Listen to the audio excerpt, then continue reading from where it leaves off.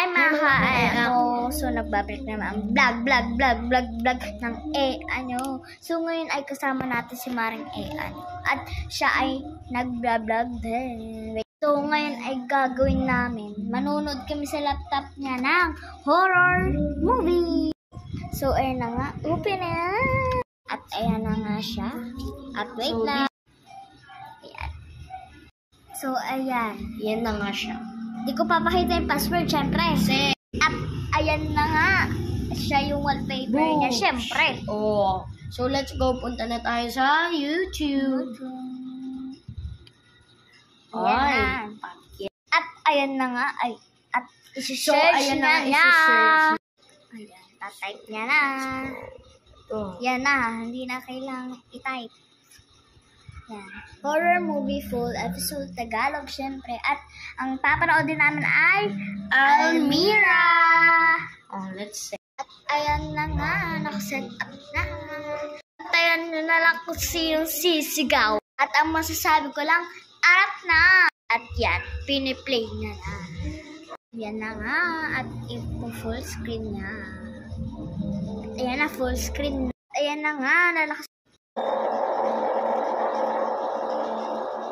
Intro pa lang, pero naka-on na.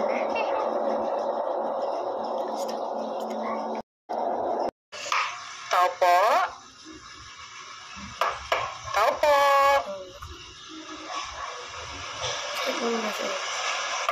Opo. Ay, tamang-tama, Iha. May bakating kama sa isang room dyan. Dito ka na tumira. Nagre-review ka ng board exam, no? Mura-mura ang ibibigay ko sa'yo.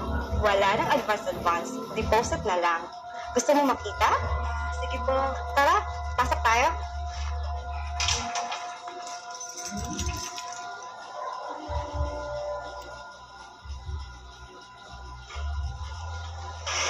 Halika, pasok. Sige po.